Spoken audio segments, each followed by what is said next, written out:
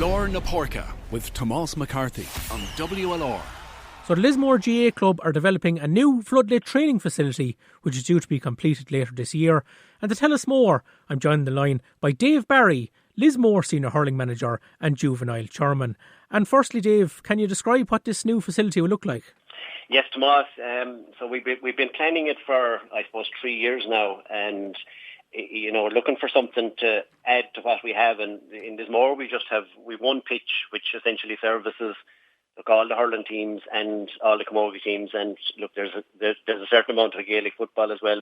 We needed something extra, so the plan is to build a 60 metre by 40 metre AstroTurf pitch with a 40 metre wall ball along one side. And look, I suppose the big attraction in it is, first of all, it'll be an all-weather surface that we can use all year round. It'll be fully floodlit. Our pitch currently doesn't. It has lights on it, all right, but they wouldn't be good enough for hurling in dark winter's evenings. And then it's right beside the pitch that we have. And so initially we started off when we got planning permission and we applied for a sports capital grant, and that was forthcoming.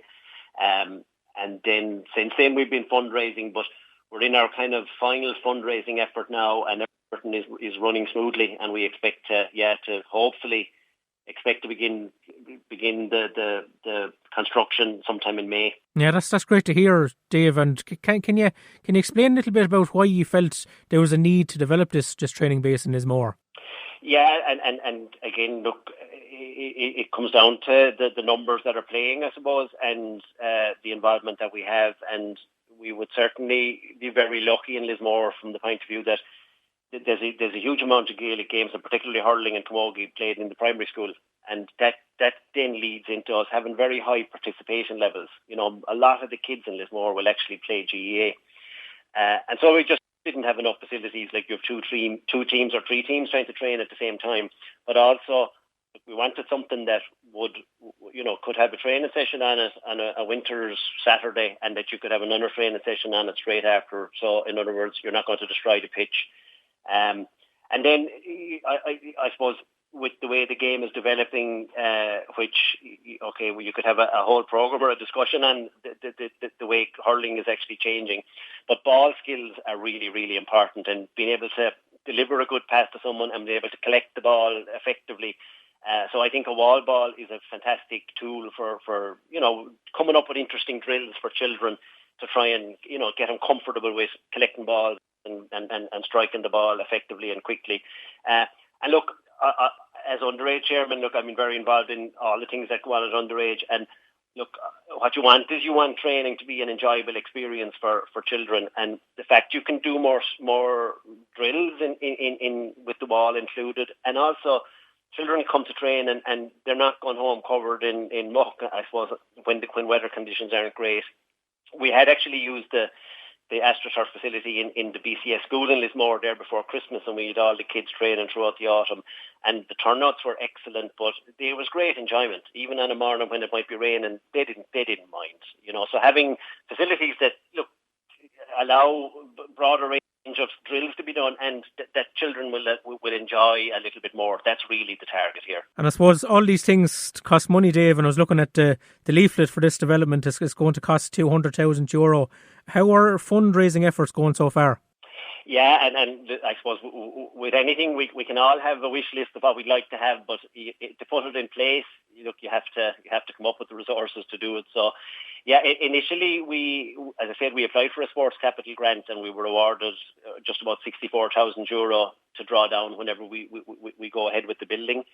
We had a very successful confined 500 draw just over a year ago, and we raised another 37,000 with that. So that gave us 100, and we've 100 more then to put together. And we have a fundraising program at the moment where essentially we're looking for donations from friends and families that are involved in the club, and look, anybody else that wants to as well.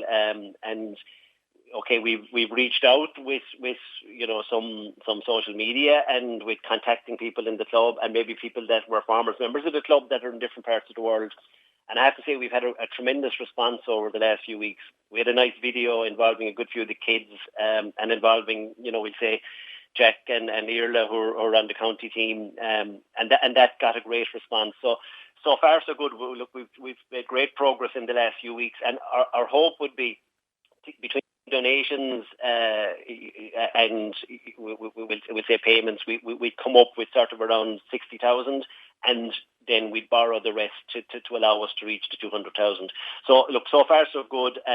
Again, look, we'll give it another push for the next couple of weeks, and hopefully everybody who's comfortable with it and feels they can contribute, we'd like to be able to ask them nicely and give them the opportunity to do that. But as I say, it's going very well so far, and we certainly expect to be, assuming now that the contractors can, they have one or two jobs to do before they get to us, assuming that from a COVID point of view that they can start those, we'd expect to see them in Lismore in the middle of May. Well, that's really great to hear, Dave, and hopefully you'll reach your target sooner rather than later, and it's going to be a marvellous facility for the GAA club in Lismore. I suppose turning to matters on the field, Dave, you're back as manager with Lismore this year. What is your target now for 2021?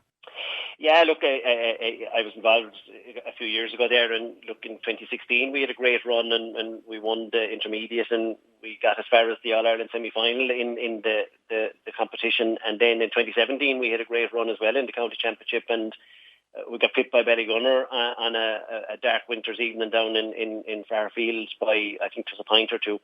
So look, back this year, I think we've a fantastic bunch of players, a great age structure with the players as well, in that a lot of them are, they're in their prime. And so, look, I'd never start out anything like this without having the ambition to win a county final.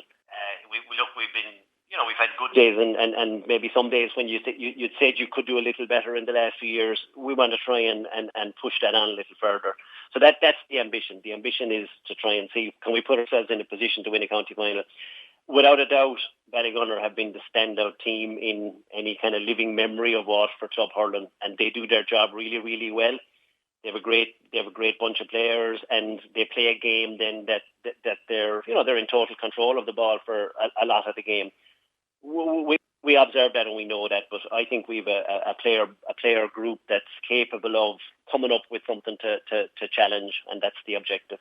Well, Dave Barry, Lismore Senior Hurling Manager and Juvenile Chairman, thanks so much for your time today, and all the best now with the new facility in Lismore.